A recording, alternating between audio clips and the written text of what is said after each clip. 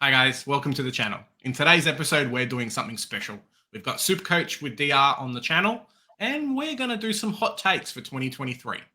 It's the first episode of Yeah, Nah, Nah, Yeah. Hope you enjoy.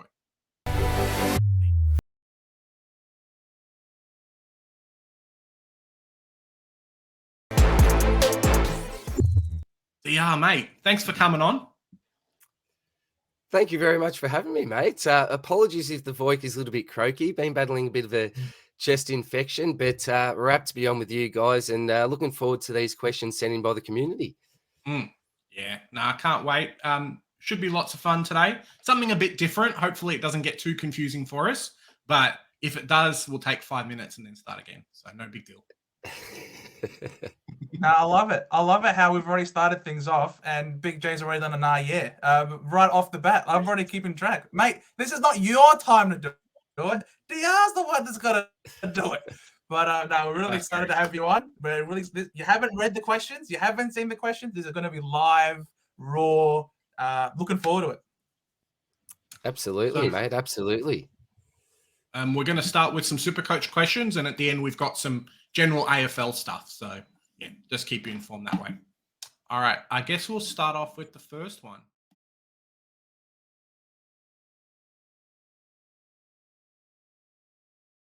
Cool. Wits is R1 for the year.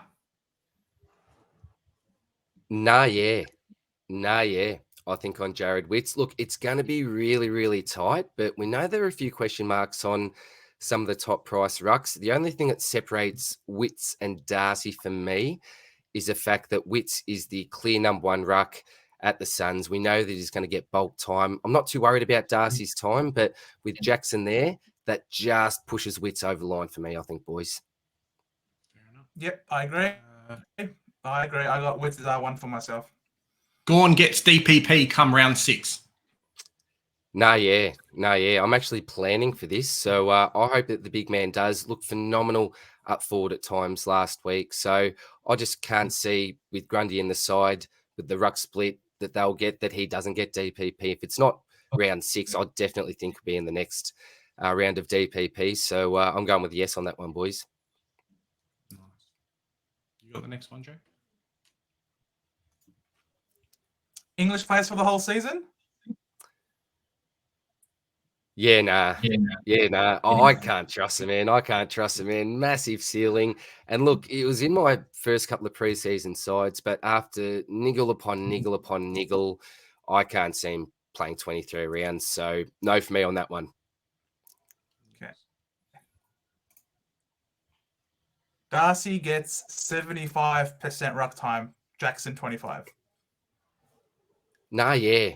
I think this is right. I'm highly considering Big Shrek, but I also think that it might be matchup dependent as well. So potentially with someone like an English, I think that ruck time may split a little bit more in Jackson's favor. But overall, I think that's a pretty realistic ruck split for Shrek and Luke Jackson, I think. Grundy averages 100 for the year. So let's say 100 plus. Whoa.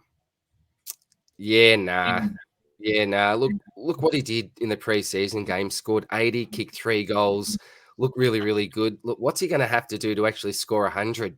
Kick 5 and 10 more hit outs. So not for me. Don't think he can do it this year. Doherty is D1 for the year. Nah, yeah. He's currently my D1. Very hard to ignore after what he did on the weekend. And we know he's got a great role. And what's his secondary role? It's going to be an inside midfielder. So at worst, if he changes roles, I think he can still score a lot of points there. And he is absolutely locked in at D1 for me. Stewart scores 150 plus in 5 or more games. 150 plus, 5 or more.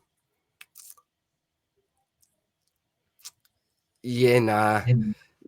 I think 3 is a little bit safer. I'd definitely say 3, but 5, you're pushing some pretty good scores. 23 games, that's almost 25% of his scores above 150. Yeah, nah, not quite. Tough one. Sinclair is not a top 8 defender this year. Sinclair is not. Yeah, nah. I think that he is a top 8. I think that it might be probably right on 8. That's probably where I've got him in my rankings, but I don't really see the top 5 moving too much. Maybe a couple of sliders there, but I don't think they're going to slide too far. I think Sinclair just makes it into the top 8 this year. Dawson gets tagged more in 2023 and scores less than 2022. Oh, this is a tough one. Sorry, mate. Yeah, nah. I've got faith in Dawson. I think that Adelaide as a side will improve. And who knows, even if someone like a Rankin starts to go off tap and he's playing some midfield time, maybe the attention will go there. Will Rory Laird still be as underrated as what he has been basically his whole career? I'm not too sure. No, I'm going to say no. Maybe more hope. There, I think, boys. Ridley finishes as a top 8 defender. This is very, very interesting. Potentially, yeah. I like Ridley out of all the 500k type defenders above Dacos, above Young. You've got the top 5, as we've already mentioned, but that sort of 6 to 8 spot is very much up for grabs. And I think if anyone can come up and grab one of those spots, it is Jordan Ridley. So I'll go yes on that one. Definite potential too. Yo averages 100 plus and becomes a keeper. Yeah, nah. I can't see this happening. Look, we're hoping that the man just gets through early so we can upgrade him to a premium. I don't think there is any type of world where Yo averages 100 in 2023. Look, actually, he could just say he could average 100 over the first 5 weeks and then do something and be gone for the season. So I suppose he could, but no for me. Crozier has a higher average than Jones.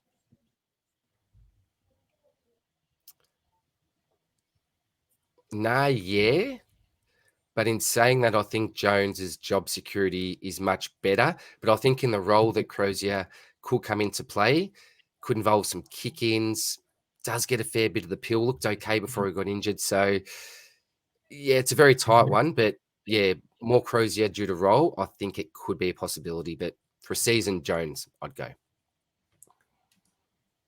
McKenna averages 70 plus. Yeah, nah.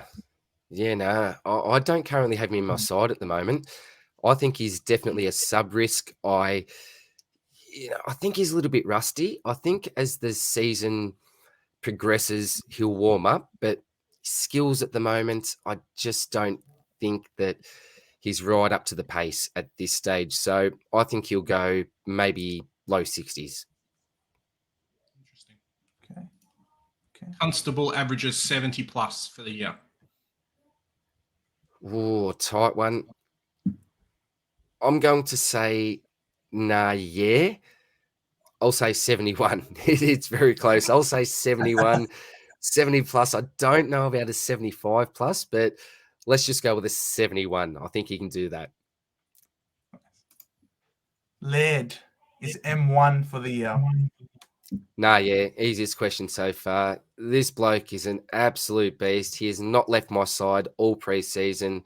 I think he could be the M1 by 5 points this year. Absolutely love the pick. Has a red hot start. So I think you're crazy if you don't start him. Just pay up and get this man into your side is my strong advice. Agreed. Neil averages more than Oliver in the first 10 rounds.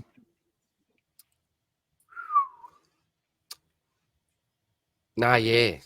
I think he does have the potential. We forget how Lachie Neale actually starts off the season. Now, historically, I think there was 1 year where he had back issues where he didn't start off like a house on fire. But apart from that, take a look at his scores before the bye. So I think yes, but for an overall season, I think probably Oliver gets the tick. But yeah, for the first 10 rounds, Yeah, I think Neil could definitely do it.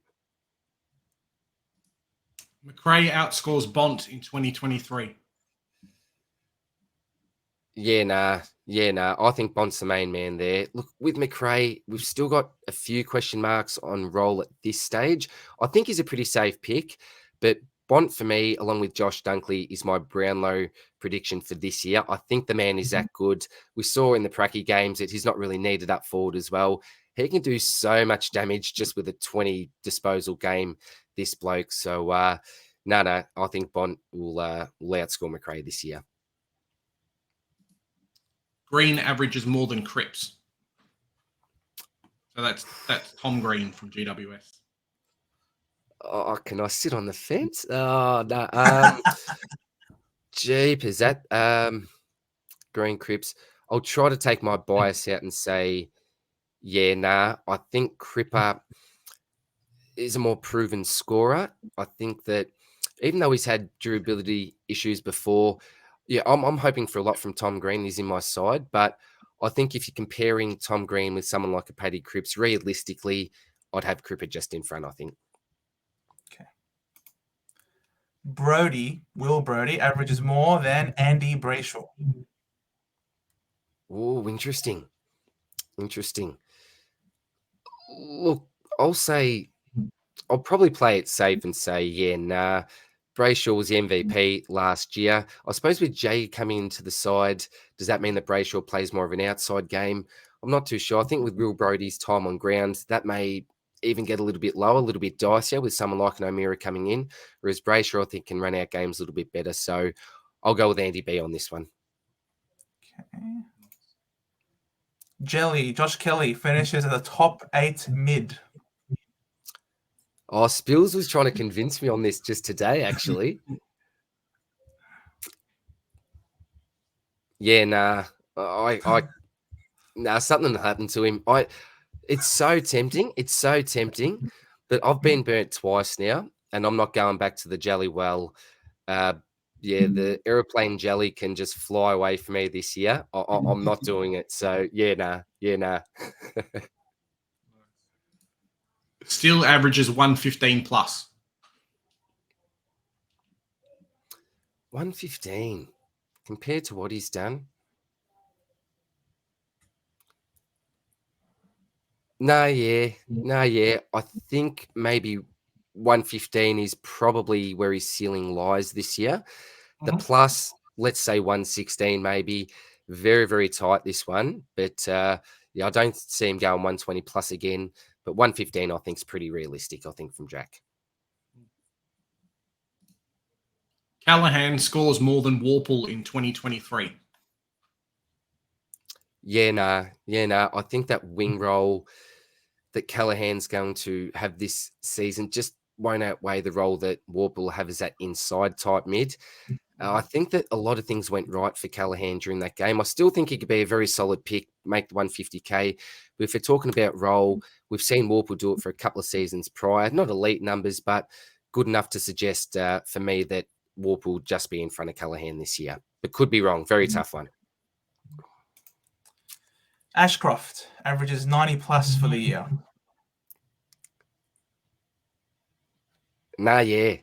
This bloke is an absolute superstar.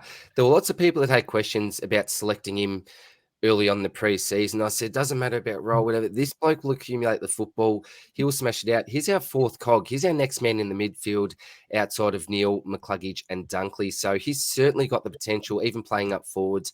He'll find enough of it. I think that he can do it but I think he can get there. Maybe a little bit of Brisbane bias, but superstar, this bloke. Absolute superstar. Goulden, does he average 100 plus? This is an interesting one.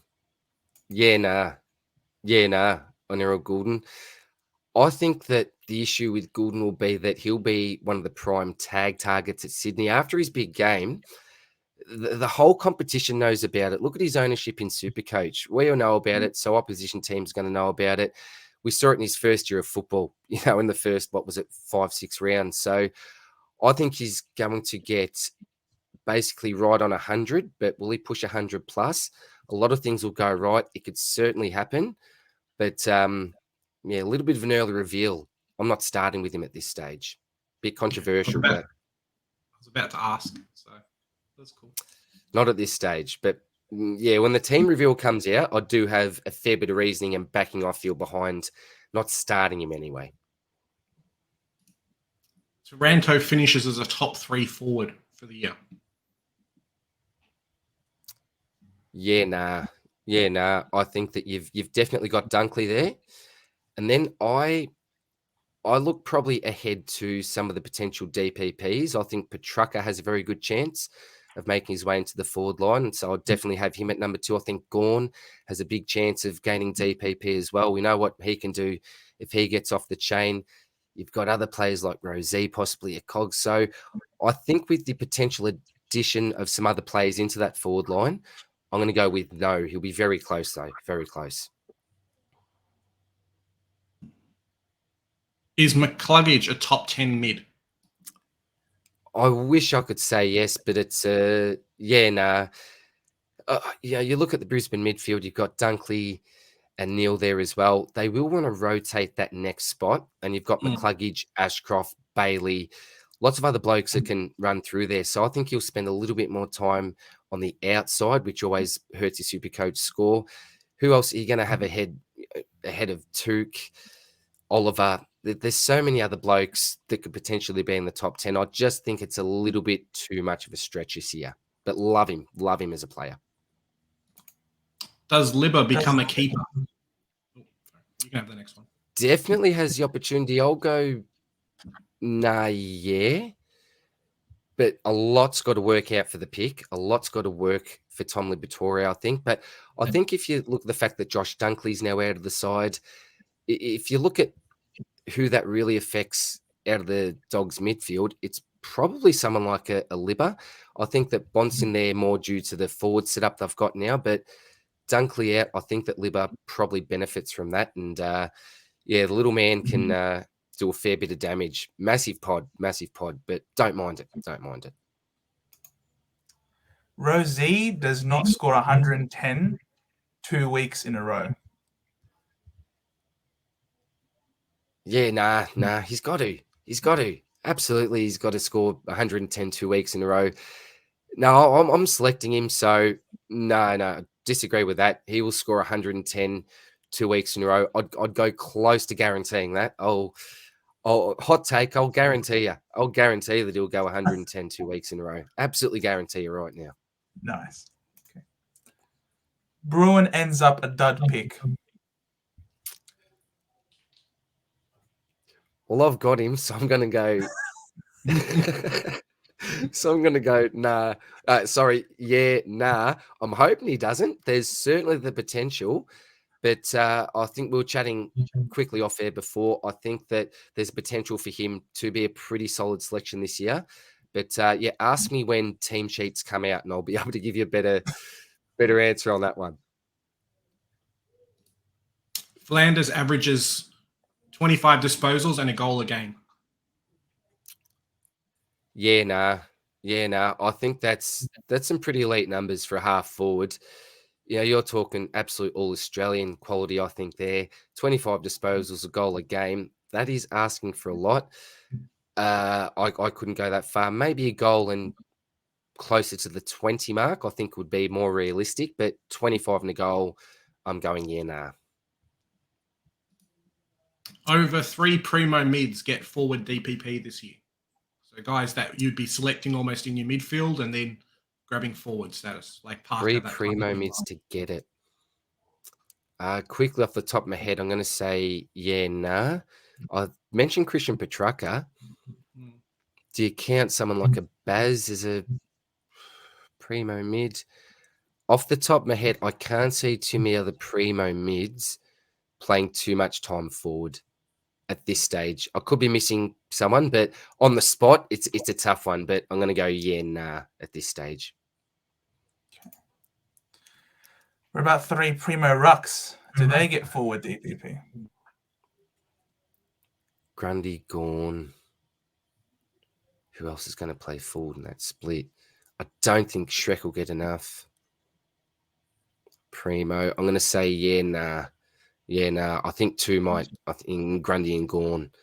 Apart from that, I don't think there's going to be too many other primos going to share the ruck split enough. So I'd say 2, not 3. Okay. Dylan Moore becomes a keeper, a primo for the year.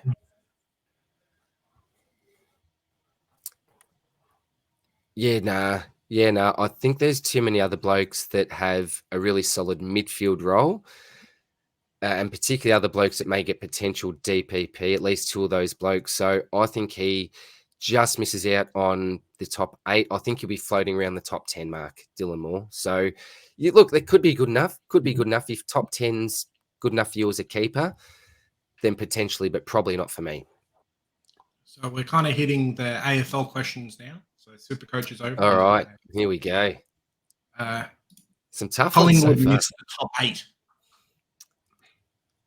Oh, there's so many Collingwood supporters, isn't there? You don't really want to pee off the army. Nah, yeah. I think they had a really, really great year last year. Lots of tight victories. They've got some great old solid heads there in your Pendleburys and guys like that. But I think there's a few other teams like the Blues that may really rise up this year. So I think they are one of the teams that could actually drop out of the 8. Still a really solid team, bright future, some young guns there. But yeah, sorry, Magpie Army. I think that you may just slide out. Sorry. Music to my ears. I love it. Cop that, Collingwood, you bastards. I don't care. Will Hinkley get sacked before the bye round? Nah, yeah. I think he's going to play around a bit too much, Kenny. I don't know. I haven't loved him ever since the Lachie Neale incident. They said we're going to terrorise Lachie Neale. We end up smashing in that game. That was one of the best games ever. But no, I don't really rate Kenny. I think he's not a bad people person, but no, I think that Port may struggle up until the bye. And then it's, yeah, see you later, mate. You've almost forced, your hand's forced, I think, almost by that stage, with my predictions anyway. And Kilda finishes bottom 6. Oh, Scoops. Scoops, my boy. I'm sorry, Scoops. Nah, yeah. I don't have high hopes for St Kilda this year. I think they're lacking a lot of star power. And unlike other people, I don't really necessarily rate Ross Lyon as highly as other people do.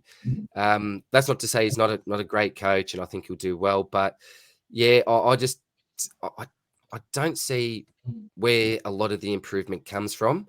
Whereas other teams in the comp, I can see where the improvement comes from. So yeah, I think they'll be around the bottom 6, unfortunately. The Suns make the 8 for the first time. Yeah, nah.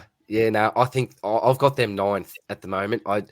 There's not 8 teams. I just see 8 teams in front of them at this stage. I do see 8 teams in front of them. I think they'll be certainly knocking on the door because, you know, their young guns should be improving. Your Andersons and these types. Benny King back will be a great get for them this year, almost a new recruit. But yeah, I just don't think they're quite at the top 8 this year. Maybe another year off, I think, for me. Carlton misses the top 8 on percentage again. Yeah, nah. I think the Blues are a top 8 side this year. Not a chance. I'm pretty high on Carlton this year. I think they've got all the tools, you know, in all areas of the ground to really make it. I think they've got a good coach in Vossi. I'm obviously a massive fan of Michael Voss. So no, I think they're going to be a solid top 8 side this year. Okay. Brisbane win the flag. Nah, yeah. Look, I think it's almost ours to lose this year. I don't want to be biased, but look, again, I think we've got most of the pieces of the puzzle in place. I think what I really liked in the preseason was a form of Jack Payne as well. that was a real question mark for me with Marcus Adams gone. Sorry, he was a really important piece of the puzzle for us. But Jack Payne, I think, looked really good there. So I think he can almost take up that spot. And now that I've got a little bit more confidence there, I think all areas of the ground were looking really dangerous. So I think we can do it this year. And no excuses, to be quite honest. No excuses. It's ours to lose, I think, this year. Fogarty for the Crows wins the Coleman this year.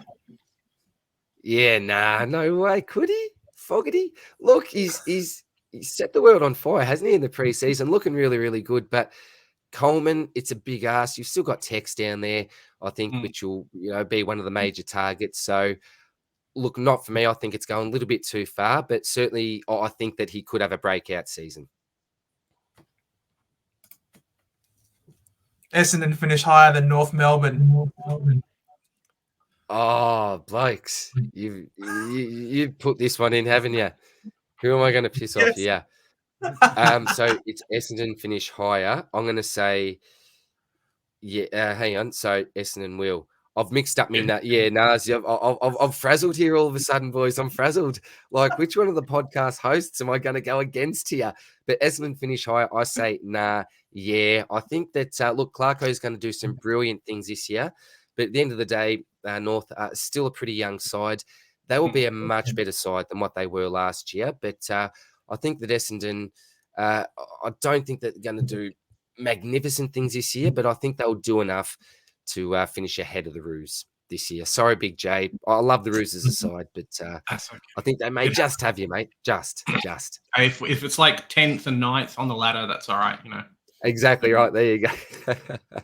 Jeez, 9 for us. Geelong. Jeez, I don't think so. That's all right. No Geelong player will be top 3 in the Coleman this year.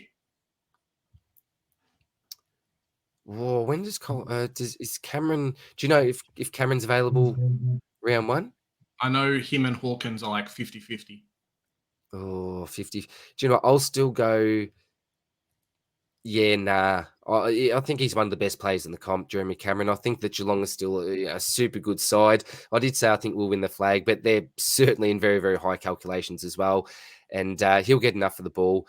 I'd say no to Hawkins, but no, I think Cameron will finish top 3 in the Coleman, I think. The round 5 magic round matches will be a flop. I'll go. Yeah, nah. I'm looking forward to it. I think it's something a little bit different, particularly for all the boys in Adelaide, for the Georges of the world up there. It'll be good fun for them. They're a mad football state. So hopefully they get behind, all the teams, even the teams that they don't really support. And I think it should be hopefully a fun round anyway. And for those Clary Oliver owners in particular, it could be, a good week for you. Yeah, So he's a bad man in Adelaide. Got the last one, Joe? Last one is the winner of the 50K, a subscriber of one of our channels. Nah, yeah, absolutely.